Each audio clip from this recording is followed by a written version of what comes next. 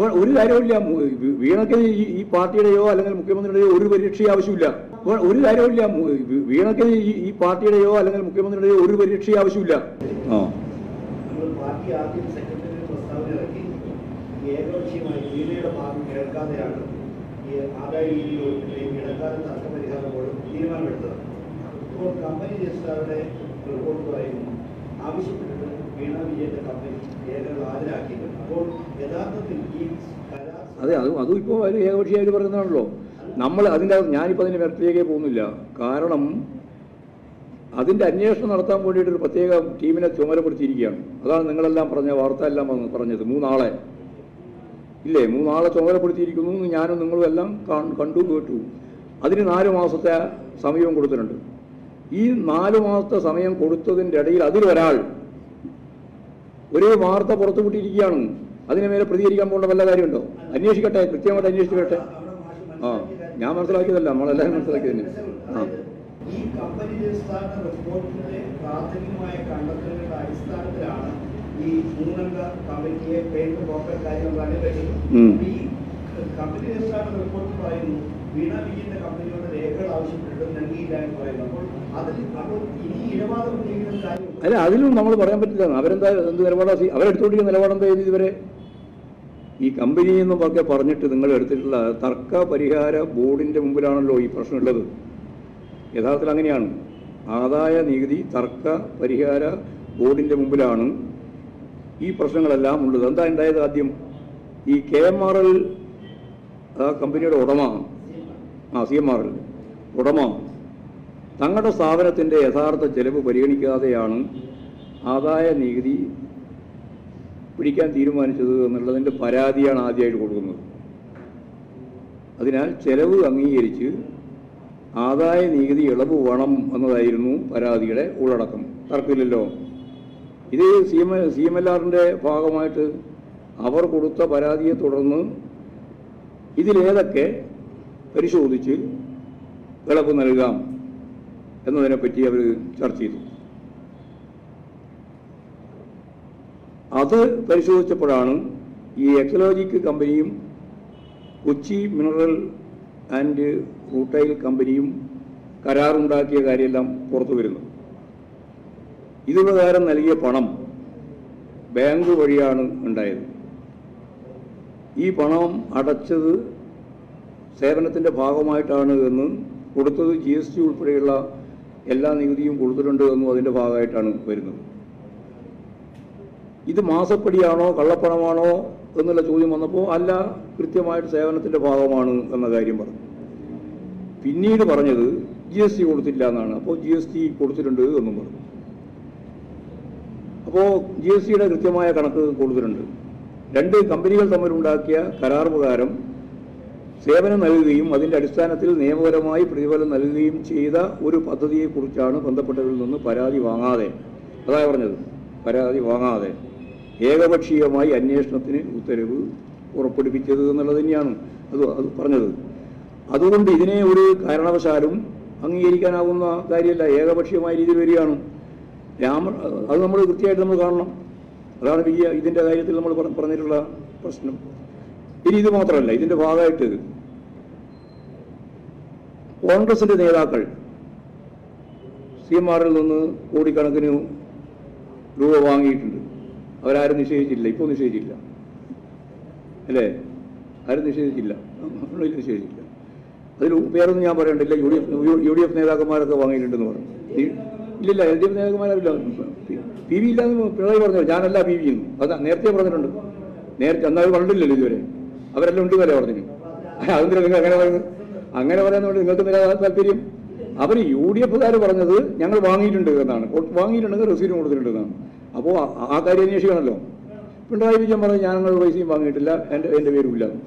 രണ്ടും ആ രീതിയിൽ കണ്ടോളണം. അന്വേഷിച്ചോട്ടെ. അതെന്താ അന്വേഷിക്കാത്തത്? നിൽക്കട്ടെ ആയിട്ടില്ല. അപ്പം ഞാൻ പറഞ്ഞു തീർക്കട്ടെ, അപ്പോൾ നിങ്ങൾക്ക് മനസ്സിലാവും. അപ്പോൾ പിണറായി വിജയൻ തൻ്റെ പേരല്ല എന്ന് കൃത്യമായിട്ട് പറഞ്ഞിട്ടുണ്ട്. ഈ പണം രശീതി നൽകി വാങ്ങിയതാണെന്നാണ് UDF നേതാക്കൾ അവകാശപ്പെടുന്നത്. ഇതിൻ്റെ രശീതിയോ മറ്റ് തെളിവുകളോ അല്ലേ ഇല്ലാതെ തന്നെ വിശ്വസിക്കാൻ പറ്റുന്ന ചെലവായി സെറ്റിൽമെന്റ് ബോർഡ് അംഗീകരിച്ചു. അതെന്തൊരു വിചിത്രമായ അംഗീകാരമാണ്. അങ്ങനെ അംഗീകരിച്ചു. ഇതിന്റെ രസീതിയോ എന്തോ കാര്യമെന്നോ എങ്ങനെയാ കൊടുത്തതെന്നോ ഒന്നും തന്നെ അന്വേഷിച്ചിട്ടില്ല. അന്വേഷിക്കാണ്ട് തന്നെ ഈ സെറ്റിൽമെന്റ് ബോർഡ് ആ കാര്യം മുഴുവൻ അംഗീകരിച്ച് അതിനടിസ്ഥാനപ്പെടുത്തിയുള്ള നികുതി ഇളവ് അനുവദിക്കുകയും ചെയ്തു. അതേസമയം നിയമപ്രകാരം GST കൊടുത്ത ബാങ്ക് മുഖേന കൈകാര്യം ചെയ്യപ്പെട്ട 2 കമ്പനികൾ അവർ തമ്മിലുള്ള കരാറ് അതിന്റെ പേര് പറഞ്ഞുകൊണ്ടാണ് ഈ കോലാഹലം മുഴുവൻ 1.72 പേരും പറഞ്ഞിട്ട് ഇപ്പോൾ നടത്തിക്കൊണ്ടിരിക്കുന്നത്. UDF നേതാക്കൾക്ക് കൊടുത്ത പണം മാത്രമല്ല കണക്കിൽ ഉൾപ്പെടുത്തപ്പെട്ടത്. അതിനു പുറമെ അമ്പലങ്ങൾക്ക് 171 കോടി എന്ത് രസീതിന്റെ അടിസ്ഥാനപ്പെടുത്തിയില്ല പരിശോധിക്കുന്നുണ്ടോ? അതന്നെ സീമാർന്നല്ലേ ഈ പറഞ്ഞുകൊണ്ടിരിക്കുന്ന മുഴുവൻ. 171 കോടി. മാധ്യമങ്ങൾക്ക് 16 കോടി. അതന്വേഷിക്കണം, 16 കോടി. അതുപോലെ തന്നെ മറ്റ് ചെലവുകൾക്ക് 39 കോടി. ഈ തുകയുടെ 70% ആദായ ഇളവ് നൽകിക്കഴിഞ്ഞു. അതിനെപ്പറ്റി ഒന്നും അല്ല, അത് പരിശോധിക്കേണ്ടതാണ്. എങ്ങനെയല്ല കൊടുത്തതെന്നുള്ളത് പരിശോധിക്കട്ടെ. ഇതെല്ലാം പുറത്തു വന്ന വിവരങ്ങളാണല്ലോ, ഞാൻ കണ്ടതല്ല. ഇതെല്ലാം പുറത്തു വന്ന് ഞാൻ പറഞ്ഞ വിവരങ്ങളാണ് എന്ന് പറഞ്ഞാൽ നമ്മളെല്ലാം മുമ്പിൽ വന്ന വിവരങ്ങളാണ്. അപ്പോൾ ഇവക്ക് ഇളവ് നൽകിക്കഴിഞ്ഞു. ഇത്രയും സംഖ്യക്ക് ഞാൻ നേരത്തെ പറഞ്ഞതുപോലെ നികുതി ഇളവ് നൽകുന്നുണ്ട്. ഇതിനൊന്നും വ്യക്തമായ തെളിവില്ലല്ലോ. ഞങ്ങൾ പറഞ്ഞ പോലെ ഏതാണെന്നുള്ളതിന് വ്യക്തമായ തെളിവില്ലല്ലോ. തെളിവില്ലെങ്കിലും ഇതെല്ലാം അംഗീകരിക്കപ്പെടുന്നുണ്ട്. പിന്നെ തെളിവിൽ ഉള്ള കാര്യമാണ് അംഗീകരിക്കപ്പെടാതിരിക്കുന്നത്. അതെന്തേ കാര്യം? അത് പിണറായി വിജയന്റെ മകളുടെ പേരുള്ളത് കൊണ്ടാണ് എന്നിപ്പോൾ പകൽ വെളിച്ചം പോലെ വ്യക്തമാക്കപ്പെട്ടിട്ടുണ്ട്. ഇവർക്ക് ഇളവ് നൽകുകയും വീണയുടെ നിയമപരമായി ഉണ്ടാക്കിയ കരാർ മാത്രം പ്രശ്നമാണെന്ന് പറയുന്ന ഒരു നിലയിലേക്ക് എത്തുകയും ചെയ്യുന്നു എന്നുള്ളതാണ് കൃത്യമായിട്ടുള്ള അവസ്ഥ.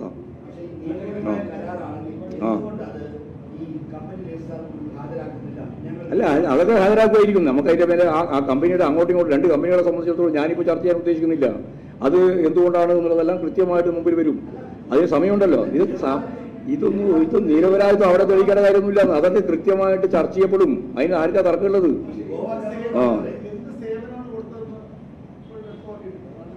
എന്താ സേവനം എന്നുള്ളത് വ്യക്തമായിക്കോട്ടെ. ഇനിയിപ്പോൾ സേവനം വ്യക്തമാക്കട്ടെ, ഞാനല്ലോ അവരെ വ്യക്തമാക്കും. സേവനം നിങ്ങളിപ്പോൾ ഒരു കാര്യം മനസ്സിലായിക്കോ. ഒരു സാധനം നമ്മൾ ഒരു കരാർ തയ്യാറാക്കും. ഇപ്പോൾ ഒരു ലിഫ്റ്റ് വാങ്ങും. നമ്മുടെ ലിഫ്റ്റ് നമ്മൾ ഇറങ്ങാൻ ഉപയോഗിക്കുന്ന ലിഫ്റ്റില്ലേ, അതിന് സേവനത്തിന് പ്രത്യേകമായ പണമുണ്ട്. അത് വേണ്ടി വന്നാലും വേണ്ടി വന്നില്ലെങ്കിലും അതിന് ആ പണം അടച്ചേ പറ്റൂ. അതാ കരാറ്. ഏത് കരാറും അതെ വളരെ വ്യക്തമായിട്ടുള്ള കരാർ അതാണ്. മെയിൻ്റനൻസിന്റെ ഭാഗമായിട്ട് എന്തായാലും വേണ്ടി വരുന്നത് അന്നേരമാണ് അത് സേവനം കൊടുക്കുക. അത് സംബന്ധിച്ച് ഞാനിപ്പോൾ വിശദീകരിക്കുന്നില്ല. എൻ്റെ അത് സോഫ്റ്റ്വെയറുമായിട്ട് ബന്ധപ്പെട്ട് ഉൾപ്പെടെയുള്ള എന്തൊക്കെയാണ് വ്യവസ്ഥ, എന്തൊക്കെയാണ് ചെയ്യേണ്ടത് എന്നൊക്കെ പറഞ്ഞു വരാൻ അതൊക്കെ നിയമപരമായിട്ട് സാധിക്കുമല്ലോ. അതിലൊന്നും നമ്മൾ വിശദീകരിക്കേണ്ട കാര്യമില്ല. ഞാൻ പറഞ്ഞ ഇത്രയേ ഉള്ളൂ. നിങ്ങൾ കൃത്യമായിട്ട് മനസ്സിലായിക്കോ. നൂറുകണക്കിന് കോടി ഉറുപ്പിക ഞാൻ ഈ പറഞ്ഞതുപോലെ പണം കൊടുത്തതിന് യാതൊരു വ്യവസ്ഥയില്ലാതെ അതിന് നികുതി ഇളവ് നൽകി കഴിഞ്ഞിട്ടുണ്ട്. ചോദിച്ചിട്ടേ ഇല്ല, ഒരു പ്രശ്നമേ ചോദിക്കുന്നില്ല. ചോദിക്കാതിരിക്കുന്നു, അത് ചോദിക്കാതെ ഇരിക്കുന്നു. അതെന്താ? അത് മാത്രമല്ല ഞാൻ പറഞ്ഞത്. UDF നേതാക്കന്മാർ വണിച്ച മാത്രം പണമല്ല ഞാൻ പറഞ്ഞത്. ഞാൻ ഓരോന്നും കണക്ക് വേണ്ടില്ലേ. 171 കോടി, അതുപോലെ തന്നെ 16 കോടി, അതുപോലെ 39 കോടി. ഇതെല്ലാം 1.7 കണ്ടല്ലോ. അതിന്റെ അത്രയും വലിയ കോടിയല്ലേ? 16 മാധ്യമങ്ങൾ 16 കോടി. ഇതൊക്കെ വാങ്ങിയത് എല്ലാം ചേർത്ത് നികുതി ഇളവ് നൽകിയിട്ടുണ്ട്. അപ്പോൾ എന്താണ് ഈ പറയുന്ന മുഖ്യമന്ത്രിയുടെ മകളുടെ പേര് ഉപയോഗപ്പെടുത്തിയിട്ട് രാഷ്ട്രീയമായ കാരണങ്ങളാൽ അത് വലിയ പർവ്വതീകരിച്ച് പ്രശ്നങ്ങൾ ഉണ്ടാക്കാനാണ് അന്നേ ശ്രമിച്ചുകൊണ്ടിരിക്കുന്നത്, ഇന്ന് ശ്രമിച്ചുകൊണ്ടിരിക്കുന്നത്, നാളെയും അത് തന്നെയാണ് ശ്രമിച്ചുകൊണ്ടിരിക്കുക എന്നാണ് ഞാൻ പറഞ്ഞു വന്നതിൻ്റെ അർത്ഥം. ഇത്രയേ പറയാൻ. വാസ്തുതാപരമായിട്ട് ഒരു വശവുമില്ല. അവർ പരിശോധിച്ചു. അത് ആ കമ്പനിയും അതുപോലെ തന്നെ കരാർ ഒപ്പിട്ടുള്ള മറ്റേ കമ്പനിയും തമ്മിലുള്ള ബന്ധത്തെ അടിസ്ഥാനപ്പെടുത്തിയിട്ട് അവർ തീരുമാനിക്കേണ്ടതല്ലേ?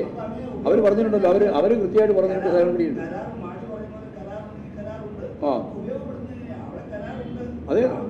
അത് ആ കമ്പനിയല്ലേ തീരുമാനിക്കേണ്ടത്. എങ്ങനെയാണ് ഉപയോഗപ്പെടുത്തിയിട്ടുള്ളത്, എങ്ങനെയാണ് ഉപയോഗിക്കേണ്ടത് എന്നൊക്കെ തീരുമാനിച്ചത്. നമ്മളെ അല്ല, അത് കമ്പനിയല്ല ഉപദ്രവിക്കുന്നത്. കമ്പനിയല്ല ഉപദ്രവിക്കുന്നത്.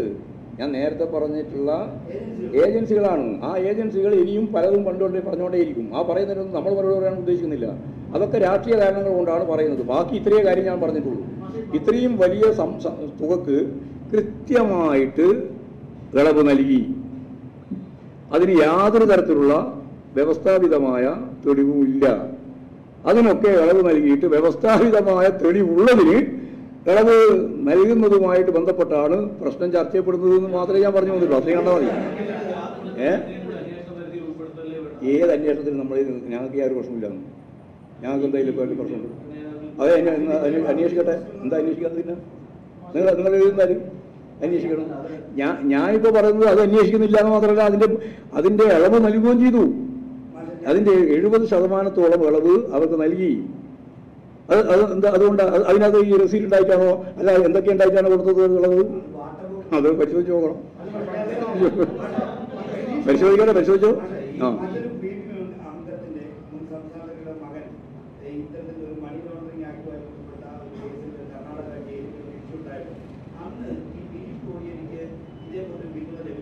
അല്ല, അത് രണ്ടാണ്. രണ്ടായിട്ട് നമ്മൾ കണ്ടാൽ മതി. ബിനീഷ് കോടിയേരിൻ്റെ കേസിൻ്റെ അകത്ത് പാർട്ടി പറഞ്ഞത്, കോടിയേരി തന്നെ ജീവിച്ചിരിക്കുമ്പോഴാണല്ലോ കോടിയേരി തന്നെ പറഞ്ഞത്, എൻ്റെ മകൻ എന്ന രീതിയിൽ ഒരു ആനുകൂല്യവും പാർട്ടി എന്ന രീതിയിലോ ഞാനെന്ന രീതിയിലോ കൊടുക്കാൻ ഉദ്ദേശിക്കുന്നില്ല. അത് അദ്ദേഹം തന്നെ കൈകാര്യം ചെയ്യുമെന്നുള്ള തുറന്ന മനസ്സോടുകൂടിയുള്ള നിലപാടാണ് അന്ന് എടുത്തത്. അത് വേറെ ഒരു കേസിൻ്റെ ഭാഗമാണ്. ഇത് രണ്ടാണെന്ന് നേരത്തെ അത് പാർട്ടി സ്റ്റേറ്റ്മെന്റ് ഇറക്കാനുള്ള വസ്തുതാപരമായിട്ട് ഞാൻ ചൂണ്ടിക്കാണിക്കുന്നത് മാത്രമേ ഉള്ളൂ. നമുക്കെന്ത് സ്റ്റേറ്റ്മെന്റ് ഇറക്കേണ്ട കാര്യം? ആർക്ക്? നിങ്ങൾ ഇതെല്ലാം എന്തിനു വേണ്ടിയിട്ടാണ് കെട്ടിപ്പോക്കുന്നത്? അത് പറഞ്ഞാൽ അതിന് മറുപടിയായി. അല്ല, പത്തേക്ക് എന്തിനു വേണ്ടിയിട്ടാണ് ഈ വാർത്ത ഇന്നിപ്പോൾ ഒരു പത്രത്തിൻ്റെ അകത്ത് ഫ്രണ്ട് പേജിൽ തന്നെ ഫോട്ടോ ഉൾപ്പെടെ കൊടുത്തിട്ട് ഈ കാര്യങ്ങൾ അവതരിപ്പിക്കുന്നത് എന്തിനു വേണ്ടിയിട്ടാണ്? പിണറായി വിജയനെയും ഇടതുപക്ഷ പ്രസ്ഥാനത്തെയും ഗവൺമെന്റിനെയും അപഹസിക്കാൻ വേണ്ടിയിട്ടല്ലേ? അപ്പോൾ സ്വാഭാവികമായിട്ടും ഞാൻ നേരത്തെ പറഞ്ഞത്, ഇത് രാഷ്ട്രീയമായ ഉന്നം വെച്ചുകൊണ്ടുള്ള ഫലപ്രദമായ നിങ്ങളുടെ ഇടപെടലാണ്. ആ ഇടപെടലിനെ പ്രതിരോധിക്കേണ്ടുന്ന ബാധ്യത നമുക്ക് പാർട്ടി എന്ന രീതിയിലും ഗവൺമെന്റ് എന്ന രീതിയിലുണ്ട്. അത്രയേ ഉള്ളൂ. അതൊന്നുമല്ല. എങ്ങനെയാ സോഫ്റ്റ്വെയർ എഞ്ചിനീയർമാർക്ക് അവരുടെ സ്ഥാപനങ്ങളുമായിട്ട് ബന്ധപ്പെട്ട് എവിടെയെല്ലാം കരാറുണ്ടാക്കാൻ പറ്റും? അല്ലാതെ അതിലെന്ന് മുഖ്യമന്ത്രി എനിക്കറിയില്ല പറഞ്ഞു. അതൊക്കെ എന്നോട് ചോദിച്ചാൽ എങ്ങനെ മനസ്സിലാകും? നിങ്ങൾ അവിടെ പരിശോധിച്ച് നോക്ക്. നിങ്ങൾ വാർത്താ ശൃംഖലയുടെ പുസ്തകങ്ങളല്ലേ, നിങ്ങൾ നോക്കും. ആ,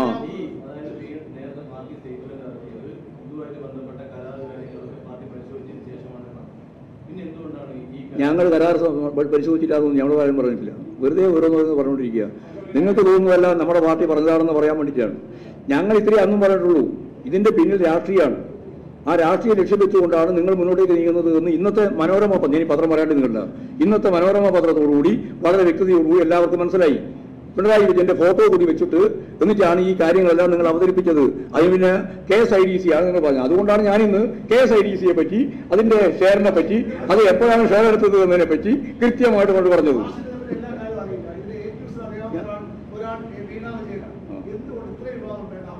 അവര് പറയേണ്ട സമയത്ത് അവര് പറയേണ്ട, ഞങ്ങളിപ്പോൾ അതിന്റെ മറുപടി പറയാനല്ലോ ഉദ്ദേശിക്കുന്നത്. ഞാൻ ഇപ്പോഴും മറുപടി പറയുന്നത് ഇത്ര മാത്രമേ ഉള്ളൂ. രാഷ്ട്രീയ പാർട്ടി എന്ന രീതിയിൽ CPIM-നെതിരായി മുഖ്യമന്ത്രിക്കെതിരായിട്ട് വന്ന കാര്യം വെച്ചുകൊണ്ട് അത് സംബന്ധിച്ച് മറുപടിയാണ് ഞാൻ പറഞ്ഞത്. അത്രയേ ഉള്ളൂ.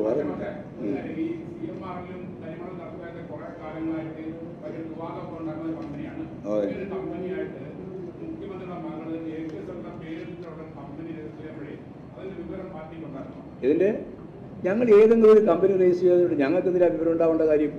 ഞങ്ങൾക്ക് ഒരു വിവരമുണ്ട്. ഇപ്പോൾ ആരെല്ലാം എന്തെല്ലാം കമ്പനികൾ ഉണ്ടാക്കുന്നുണ്ട്, ആ കമ്പനിയെ പറ്റിയെല്ലാം ഡീറ്റെയിൽസ് ഇവിടെ പാർട്ടി എന്ന രീതിയിൽ ആലോചിച്ചിട്ടാണോ കൈകാര്യം ചെയ്യുന്നത്? അത് സ്വാഭാവികമായിട്ടും അവരുടെ വ്യക്തിപരമായിട്ടുള്ള കാര്യമായിട്ട് മാത്രം കണ്ടാൽ മതി. ഞങ്ങൾക്ക് അതിനകത്ത് വേറെ പറഞ്ഞില്ല. അതിലൊന്നും പാർട്ടി തീരുമാനത്തിന്റെ ഭാഗമായിട്ടോ അല്ലെങ്കിൽ പാർട്ടി ആലോചിച്ചിട്ടോ ഒന്നും ഉണ്ടായതല്ല. ഇതിലുള്ള പ്രശ്നം രാഷ്ട്രീയവൽക്കരിക്കാൻ വേണ്ടിയിട്ടുള്ള മുഖ്യമന്ത്രിക്ക് നേരെ വരുന്ന ഒരു കടന്നാക്രമം എന്ന രീതിയിൽ അതിനെ ഉപയോഗിച്ചപ്പോൾ അതിന് മറുപടി പറഞ്ഞത് മാത്രമേ ഉള്ളൂ. അത്രയേ കണ്ടു അതിനാണ്.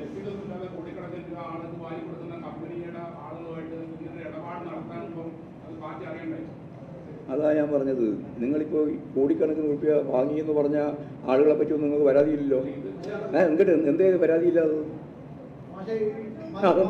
അതെന്താ പരാതി ഇല്ലാതെ ഇതൊരു കാര്യമില്ല. മതസ്ഥാപനങ്ങൾ ഉൾപ്പെടെ എല്ലാവരും കൊടുത്തിട്ടുണ്ടല്ലോ പണം, വാരിക്കോരി കൊടുത്തിട്ടുണ്ടല്ലോ. അല്ലല്ല, ഞാൻ പ്രതിപക്ഷ നേതാക്കന്മാരെ പറ്റി പറഞ്ഞു, UDF നേതാക്കന്മാരെ പറ്റി പറഞ്ഞു. നിങ്ങൾ എന്താ പറയാത്? എന്താ പറയാത്? അത് ഉണ്ടെന്ന് മാത്രം പറഞ്ഞാൽ പോരല്ലോ. അത് അവിടെ നിങ്ങൾ ശക്തിയായ രീതിയിൽ നിലപാട് സ്വീകരിക്കുന്നില്ലല്ലോ. ഇല്ല, ആലോചിക്കാൻ പറ്റില്ല. അത് പിണറായി ഇല്ല പറഞ്ഞല്ലോ. പിണറായി വിജയൻ അങ്ങനെ ഒരു പണം വാങ്ങിയിട്ടില്ല എന്ന് പച്ചയായിട്ട് ആ സ്റ്റേറ്റ്മെന്റ് വന്ന അന്നത്തെ ദിവസം തന്നെ വ്യക്തമാക്കി. എന്നാൽ ഞങ്ങളിത് വാങ്ങിയിട്ടുണ്ട് എന്ന് വ്യക്തമാക്കിയിട്ടുള്ള UDF നേതാക്കന്മാരോട് നിങ്ങൾക്ക് ചോദ്യമില്ലല്ലോ. ആരോട് നിങ്ങൾക്ക് ചോദ്യമില്ല.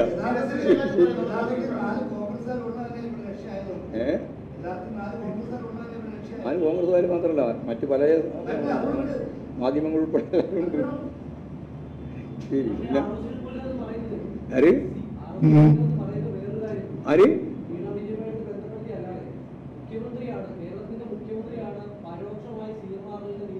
അതല്ലേ ഇന്നത്തെ മനോരമ കൊടുത്ത പേജിൽ ഞാൻ പറഞ്ഞു. ആ വാർത്തയിൽ പിണറായി വിജയന്റെ ഫോട്ടോ മാത്രമാണ് വസ്തുത, ബാക്കിയെല്ലാം വസ്തുത വിരുദ്ധമാണ്. അത് നേരത്തെ ആദ്യം പറഞ്ഞു ഞാനത്. ആദ്യം പറഞ്ഞത്